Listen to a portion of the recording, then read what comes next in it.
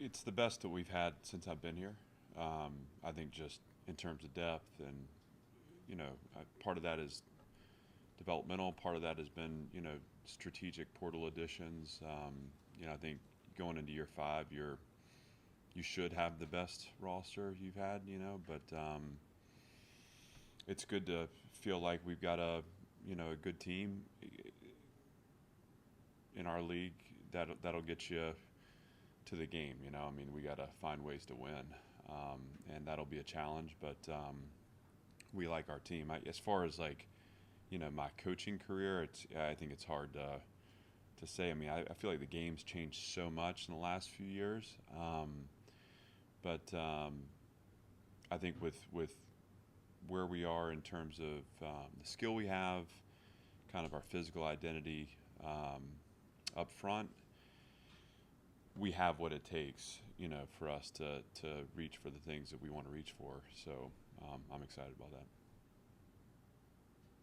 Feels like you want us to play as many freshmen this year as maybe you have in the past. Obviously, there's guys competing for snaps, but is that also kind of a sign of progress to you that you don't have to rely on them as much? Yeah, I think so. I mean, there are guys that are freshmen that'll, I mean, even watching the scrimmage from Saturday, seeing guys flash, that it's just about impacting winning. We don't have to force people into the depth chart, which is really nice, and we can be strategic that way. But as we've elevated our recruiting profile and we continue to kind of improve our reach in the recruiting process, I mean, there are guys that are here that can help us win. How we do that, where we designate 4 games, those are conversations to be had this week. But certainly a sign of progress, and uh, a sign of movement forward. Clark, Internally, you've talked about Diego's confidence and how that kind of just floods through the locker room. With a whole season under his belt, how much does that maybe help his, the I don't want to say the confidence, but the authority that he brings? He's got the bona fides, so to speak, at this point. Yeah, I think so. I mean, I don't know that I mean, he hasn't changed. Maybe there's, for anyone having awareness of what a year in the SEC is like, a season in the SEC. The team's response to him, a year ago, they were still building those connections. I think it's a totally different feel that way, and they'll tell you. I mean, those guys are constantly talking to me about how close this team is. Um, and I felt like last year's team was close. So I think these guys hang out together. They spend time in the building together, obviously in competition together, and then they're hanging out away from the building too. And I don't think that that's a series of clicks. I think this group spends a lot of time with a lot of the team members away from the building. That goes a long way. We talk about relatedness being our edge. I think Diego is a key cog in that. Like he's such a connector, and his confidence. Again, a year ago it was quarterback competition stuff. He hasn't had to deal with that really. He's led from the front. He's been able to build connection with teammates, receivers, offensive players, defensive players. I've seen that happen. So there seems to be just a real cross the ball connection. We've had a really spirited camp, but we haven't had any times where we've had to stop practice because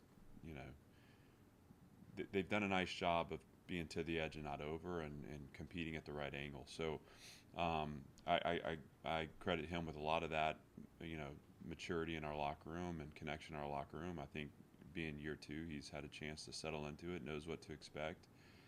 And I think he's really comfortable here in the right ways. So yes, I'm hoping that will also show up for us in the way we play. And again, this is a long season, so we're on the front end of the marathon. But that kind of connection, comfortability, knowing what to expect from the quarterback, I think that can help a bunch. Clark, now you're saying Diego back is a big boost, but how much did you jump up and down when you found out Eli was going to be coming back as well? Yeah, that was that was a big moment. I think obviously to have Eli back as a person first. This is a guy who's a spiritual leader in our locker room, has such a maturity about his process, is such a great fit for Vanderbilt football, the program, that I want to build here. So as a person, I was just really excited. As a player, obviously, this is a draft graded player who had a chance to go and be drafted this past year, chose to come back. And so he improves us on the field. I think the chemistry he has with Diego and being a consistent and steady target for Diego is a really, again, a net gain for us, obviously, to have him back. But most significantly for me, it kind of marks this change from in the first few years. We were losing those draft graded players to other programs, which obviously I think in the moment you recognize as not a part of the formula. So we have to course correct pretty quickly that way. And then we were losing guys that had eligibility remaining to undrafted grades, and so they were going to the NFL without that certainty of, or at least the projection of being a draft pick. And I think some of that just has to do with the slow turning of a culture and an environment, where I think these guys, I know these guys really enjoy being a part of this. I mean, that shines through. And I think some of that is just, with every year you're kind of replacing the old with the new. And there's some amount of scar tissue that you just can't break away. And some guys, the only way to move forward is for them to move on. But it's been neat to see, obviously, a guy like Eli look at it and say, this is something I want to be a part of. I believe we can take it further. I know I can be an important part of that. Obviously, I've said, some of this is emotional and it's feeling. Some of this is, in terms of resources dedicated too, because a guy like Eli is a valuable player. He's a valuable person. He's a valuable player, and so the department's stepping up and helping us,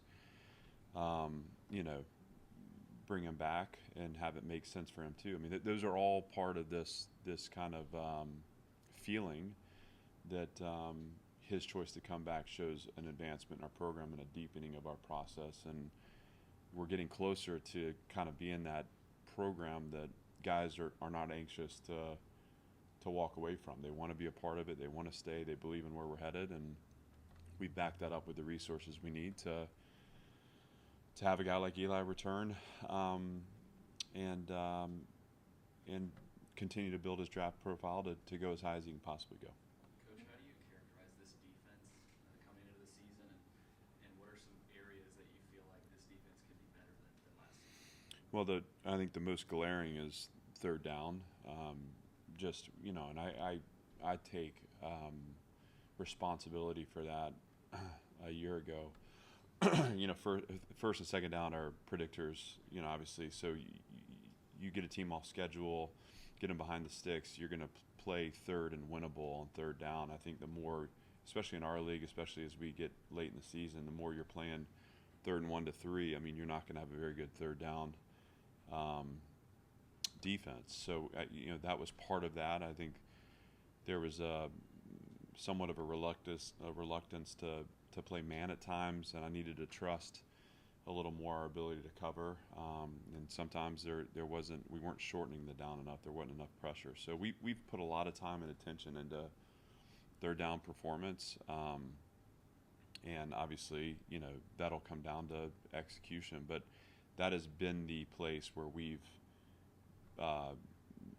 made most of our emphasis for improvement. I think another place is takeaways, how we attack the ball. Obviously, we were the best in the country in terms of giveaways last year, and that really created a nice turnover margin for us. But we need to be more aggressive and assertive on the ball. So that has shown up in training, that's shown up in practice, shown up in the scrimmages. That we're doing that at a higher level, so we need to carry that over to the games. But those two areas, third down performance and takeaways, that's been our focus. And we're a multiple defense. We're gonna play multiple coverages. We're gonna put it all out there. I mean, you're gonna play rotated thirds, zone blitz, quarters, quarter half, man, cover two. It's all there. Sims, same as what we did a year ago. That takes a smart player.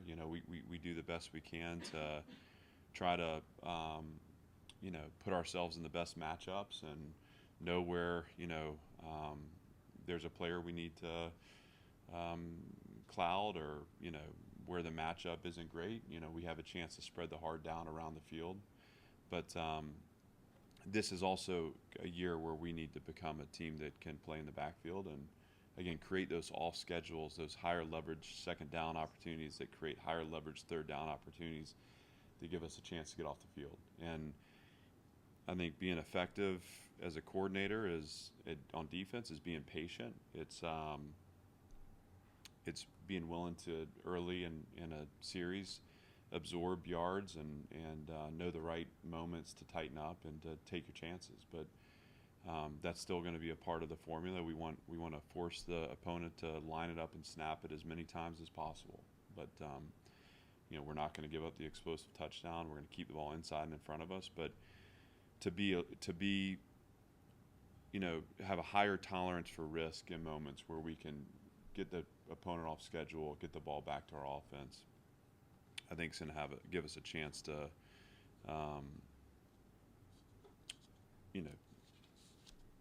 close the margins a little bit and hopefully separate in the right moments too. You talk so many times, Clark, about just how this job is personal for you, given your history here and in the town and everything.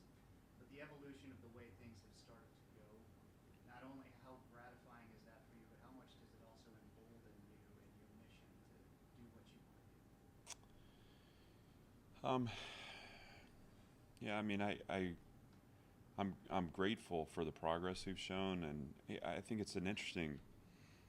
we're at an interesting place because obviously a year ago there was very little expectation, and internally we had it. Internally we saw progress, and we saw the change on the field. I mean, you could feel it, you could measure it in speeds, and I think that internal expectation is even deepened here. There's a belief this group has, which is really cool. I mean, that's what you want. And sometimes I get, people want to have an opinion about our depth of belief and the things that we believe we're capable of. And I think there's almost this sense of, I think Vandy in the public sphere, the sense that Vandy should know their place. And I reject that. I don't think you can do something until you say it. I think changing a culture is hard, and this has been an environment that hasn't given way to many winning seasons. So what is it that, as the leader of the program, that I need to model and exemplify and bring to the forefront of our consciousness every day? Is this winning attitude, this idea that we're capable of whatever we want to accomplish. There's nothing about the history of this program that holds us back. And so, as we've now experienced a year where we feel like there's, our stated mission has been supported by results to a point. It's nice to have progress. On the flip side of that, if we stop there, if we say that's good enough, we're just like everybody else that's been here. I mean, it's got to be different, and that means we got to continue to chase the progress that we're looking for, and we have to coach better. Our players have to be more focused. We can't have lapses in performance this year like we did a year ago. I mean, so I guess you get to a point now where, if you ask me in January or February, I might have a real great big picture view of the world and where we are and all that kind of stuff. And there may be some more sunshine and rainbows thrown around, but right now we're in this very day-to-day kind of granular grind of camp and season prep, and I'm excited. And yet I know, like I think part of excitement is like the unknown. We have a good team. We have a better team than we've had. We have a really challenging schedule. And the number one opponent is ourselves. If we don't conquer ourselves, if we don't master ourselves, if we don't step into every game, with a high level of focus, high level of execution, we can't put pressure on our opponents. So that's where our focus is now. But we're going to have fun with it because certainly, I've experienced seasons where, there aren't any expectations, and that's not very fun. This is a lot more fun and gives us an opportunity to reach for more. How has the defense responded specifically to Coach Gregory's leadership in camp, and what kind of stands out to you about his style as a coordinator that maybe differs from past years? Well, he's Steve's played at such a high level. He played safety in the NFL. I think he logged 8 years. You don't do that. I mean, he wore the green dot for the Patriots for a couple seasons. You're not doing that if you don't know the game at a really high level. So he's a way to relate to the players, to communicate with the players. He's a really good teacher.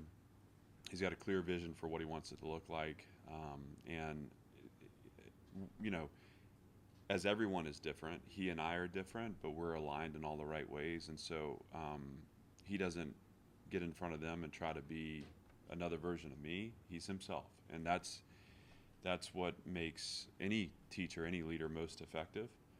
I think we complement each other really well. He's got a nice feel for the game. I think in some ways, where I'm so process driven, I think he really is sometimes got a better feel in the moment, probably a better risk taker than I am in some ways, and so I think we'll benefit from that with him as the play caller. The other part of it is I'm in there pretty much every meeting. So I present to the defense most nights. I have a portion of what we're doing that it was important. This is almost selfish.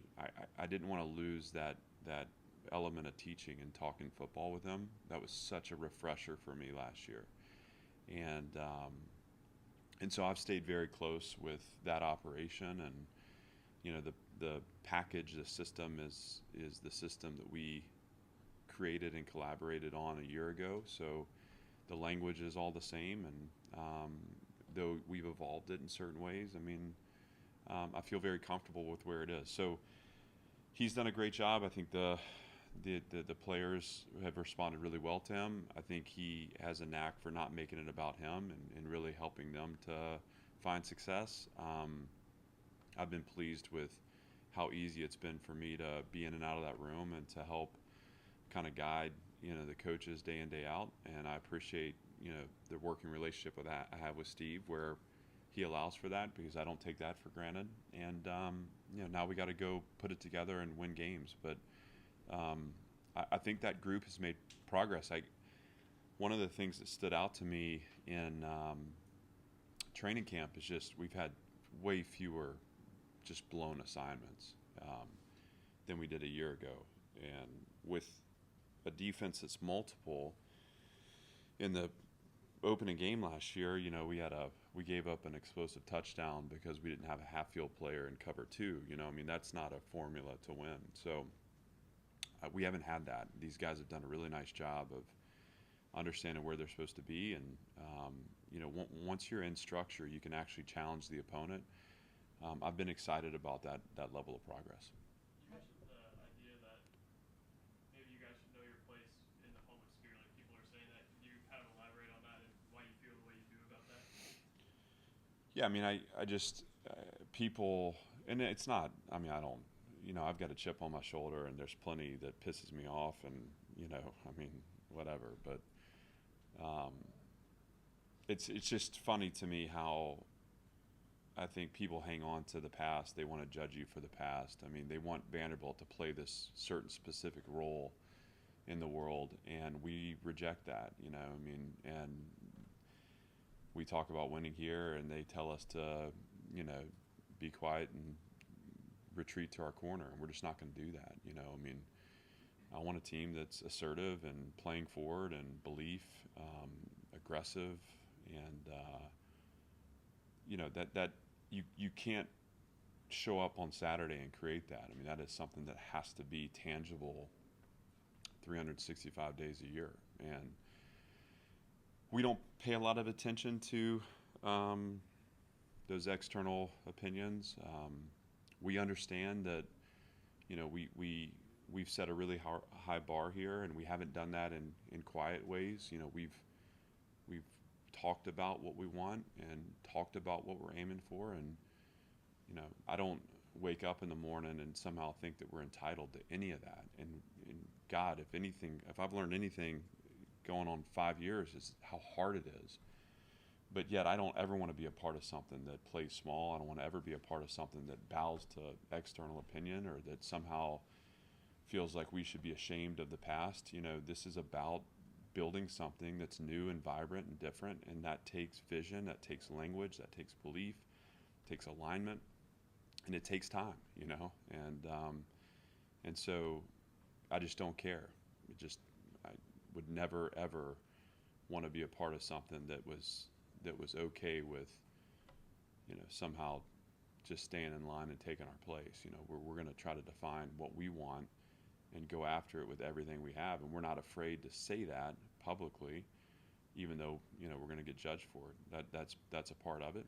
But now we shift to fighting like hell for what we want, and it's going to be hard. But man, is that fun! And when you have a group that sees it the same way, these kind of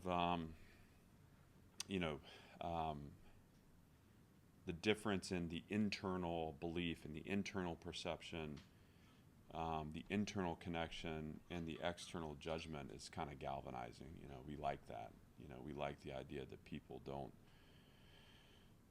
don't want to see it the way we see it, and we know we have to go earn respect. So we're going to do that, and we only do that by focusing on us. How important is Cedric Alexander to this offense? He's become such a good back in our conference. I think with every cycle, I feel like I look up and he's growing up. I mean, he's such a good person and a good team member, but and he's always been talented. But just like it's like part of being young as a competitor is learning process and learning discipline and learning how to hold yourself accountable. I think Ali's done a great job with him and built a relationship. I've seen more process in him through summer and fall than he's had since he's been here. And that's not to say he's been great, but I see him trying to take that next step. And when you look at him as a player, he's physical as a blocker and physical in protection, so he kind of sets the tone that way. He's one of our best receivers, and out of the backfield. I mean, even in camp, he's made a couple of really nice plays in the passing game, which has been great to see. And then obviously running the ball. I mean, he's an athlete. He can make a cut. He's got great feet and vision, and get the ball vertical. I think we would love to see him, break through the line and score a couple times on some explosive runs. We haven't had that, and we have the capability for that. But yeah, he means a lot to us, and yet in our league, it's gonna take more than one of those guys. So we're glad to have him, but glad to have AJ, glad to have MK, glad to have all those guys in support too. Yeah, you stressed during SEC Media Days that the SEC season can be quite long and challenging. How do you feel this team's improved from a strength and conditioning standpoint this offseason? How does it compare to last year? Well, we have measured improvement in terms of just, again, bigger, faster, stronger. We put weight on, and I think also, like, just as Coach Steiner's been here now in his second year, and his work with Paige, our nutritionist, just the weight we put on has been lean muscle mass. I mean, I'm really impressed with the discipline we've had, our players have had, the process that have been put in place by Paige and her staff, and Steiner and his staff, the way we're measuring those things and getting feedback in the moment. So there's tangible improvement there. You take a guy like Jalen Stone, for example, who showed up at right around 280 pounds. This would have been at the end of May, and now is nearing 310 pounds. Right, that's a dramatic jump in a short amount of time. I was talking about, I think on Saturday night, Mason Carter has put on about 30 pounds since he got here. That's significant. Keanu is also over 250 pounds. At least he was when he started camp. So again, you're seeing these guys build out, and AB too. I think came in right around 305. Right at the start of camp, he was just under 330. I mean, that matters in our league. That matters, right? To have that, you don't want to be playing in our conference, short of 300 pounds in the interior of your defensive line. So all those are positive signs. I think we've made it through camp to this point, relatively healthy. I mean, we've got some bumps and bruises, and we've been strategic about limiting some of the exposures to guys who have played a lot of snaps for us. But we expect to return most of our guys that are out right now right around week 1. Most of those guys will be getting reacclimated this week, and so maintaining health through the long season is the biggest challenge. And I think I mentioned this on Saturday, but we're right around 4 hours accumulated time less on the field this year than we were a year ago. So 4 total hours of practice time that we've shaved off. I think that will help us as we get into the middle of the season. You look at our schedule, we've got a 6-game stretch here to start that is going to be really hard. But that having a little more time off our feet, having a little more time to recover in fall camp should allow us to sustain through that. The thing I've been impressed with is, though we've spent less time on the field, the intensity of practice has been, as we measure it, 10 to 15% higher day in, day out. So these guys are working really hard. We're getting more done in less time, and that gives us a chance to bank recovery. So all of that has been the focus. I mean, that's what we've been looking at really since January, is how do we get this team conditioned to play? How do we get them big enough, fast enough, strong enough to play effectively in our conference? How do we sustain performance longer? And what are the things that I'm doing in my job that allow us to target those goals and reach them? And time will tell, but we're in a better position this year than we were a year ago. All right. Thank you, Coach. Appreciate Thanks. the time.